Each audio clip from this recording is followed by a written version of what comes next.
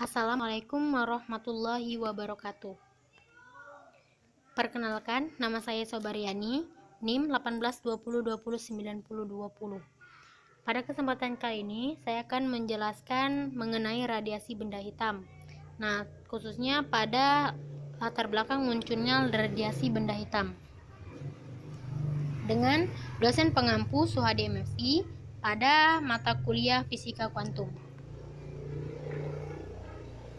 Baiklah, sebelumnya saya akan menjelaskan lahirnya teori kuantum. Nah, pada tahun 1792, seorang porselan yang bernama Josiah Wedgwood. Nah, dia mengajarkan bahwa di porselen-porselen yang dipanaskan dalam tungku. Nah, jika porselen itu berwarna merah menyala, maka mereka akan memiliki suhu yang sama. Namun, semakin berkembangnya pengetahuan, ternyata bukan hanya porselen yang mengalami jika dipanaskan dalam tungku akan warnanya menyala dan pada suhu yang sama. Ternyata benda apapun jika dipanaskan di dalam tungku memiliki warna yang menyala pada suhu yang sama pula. Nah, ini adalah beberapa poin yang akan saya jelaskan pada radiasi benda hitam. Yang pertama, mengenai pancaran dan penyerapan radiasi benda hitam. Hukum Stefan Boltzmann, hukum Rayleigh-Jeans. Nah, ini beberapa poin yang akan saya jelaskan pada kesempatan kali ini. Nah, pada teori benda hitam. Teori benda hitam, jika suatu benda disinari gelombang elektromagnetik, nah benda tersebut akan menyerap sebagian energi. Kemudian temperatur benda meningkat.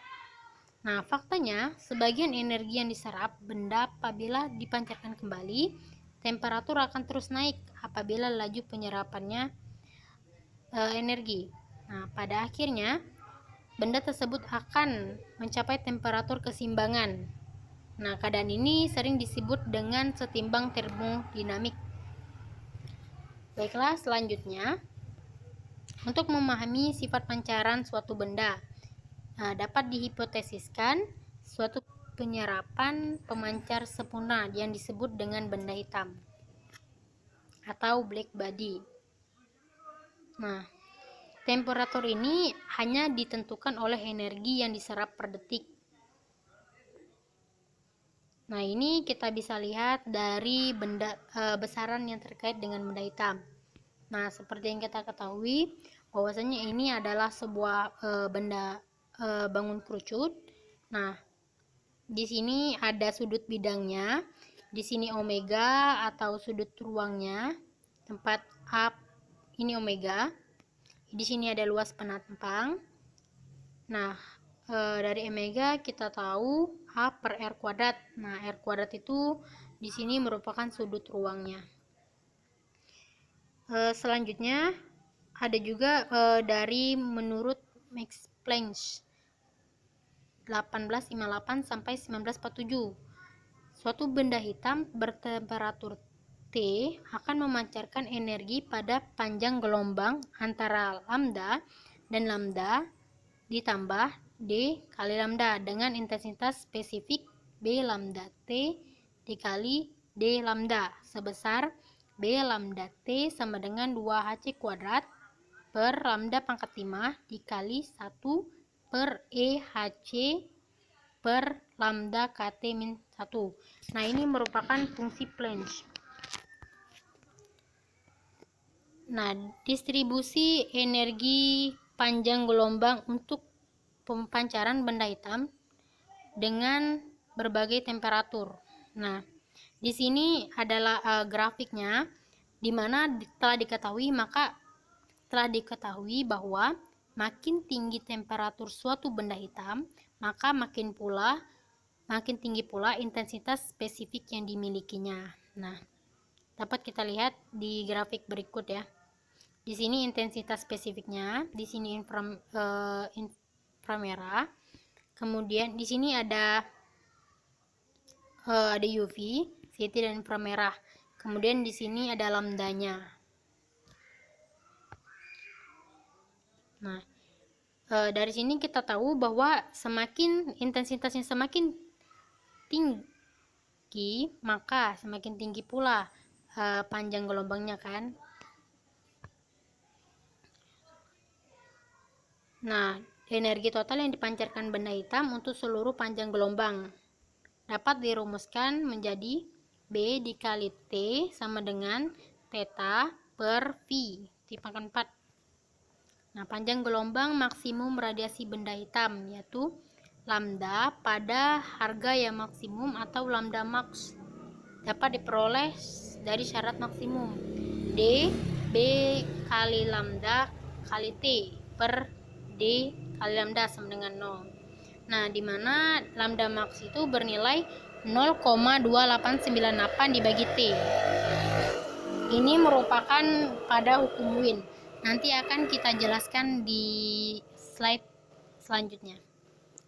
Nah, dari intensitas ini kita perolehlah bahwa F sama dengan V kali I sama dengan VB kali T. Nah, F sama dengan V dikali theta per V kali T pangkat 4, di mana F sama dengan theta T pangkat 4. Nah, dari intensitas itu ditentukan jumlah energi yang dipancarkan itu setiap sentimeter permukaan benda hitam ke segala arah. Nah, yang saya rumuskan tadi. Selanjutnya, bila benda hitam berbentuk bola, maka L-nya sama dengan AF sama dengan 4 VR kuadrat dikali theta T pangkat 4. Nah, bintang juga bisa sebagai benda hitam. Bintang dapat dianggap sebagai benda hitam. Hal ini tampak dalam kurva distribusi energi bintang yang memiliki temperatur efektif TF sama dengan 54.000 Kelvin. Jadi nilai dari temperatur efektif ini adalah 54.000 Kelvin. Hal ini sama dengan distribusi energi benda hitam yang sama. Nah, di sini adalah intensitas, dapat kita lihat di grafiknya. Nah, selanjutnya di bintang. Kemudian pada pancaran dan penyerapan radiasi panas benda hitam. Di sini ada ilusinya, di mana benda pada suhu tertentu akan memancarkan energi panas yang merupakan spektrum kontinu atau berkelanjutan dari panjang gelombang. Benda pada suhu tertentu akan memancarkan energi panas yang merupakan spektrum kontinu dari panjang gelombang. Pada hukum Stefan Boltzmann mengatakan bahwa makin tinggi suhu sebuah benda, maka makin besar pula energi kalori yang dipancarkan. Nah, secara matematis, I sama dengan P per A sama dengan E theta T pangkat 4 atau P sama dengan E theta A T pangkat 4. Nah, ini sebelumnya telah kita pelajari bahwa I merupakan intensitas radiasi, kemudian P-nya daya pancaran, kemudian A ini adalah luas penampang benda, E merupakan emisivitas benda yang bernilai E kurang dari 1, namun E lebih besar dari 0. Kemudian T-nya merupakan suhu mutlak benda. Kita menggunakan Kelvin satuannya. Selanjutnya pada pergeseran Wien. Nah, ini ada grafiknya, di mana di sini ada power density, kemudian di sini ada wavelength. Nah, di mana hubungan sederhana antara panjang gelombang yang dipancarkan untuk intensitas maksimum sebuah benda dengan suhu mutlaknya. Selanjutnya, pada hukum Rayleigh-Jeans. Nah, di mana menggunakan dalil klasik untuk menentukan energi rata-rata osilator, sehingga dirumuskan rapat energi total tersebut adalah Rho sama dengan 8 V kT per lambda pangkat 4.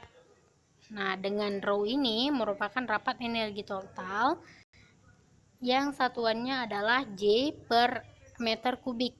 Selanjutnya ada K, yaitu tetapan Boltzmann yang bernilai 1,38 dikali 10 pangkat min 23 Joule per Kelvin. Selanjutnya ada lambda sama dengan panjang gelombang dengan satuannya meter. T. Suhu mutlak dengan satuannya Kelvin. Terima kasih. Mungkin itu saja yang dapat saya sampaikan. Lebih kurangnya saya mohon maaf. Kepada Allah saya mohon ampun. Wabillahi taufiq wal hidayah. Wassalamualaikum warahmatullahi wabarakatuh.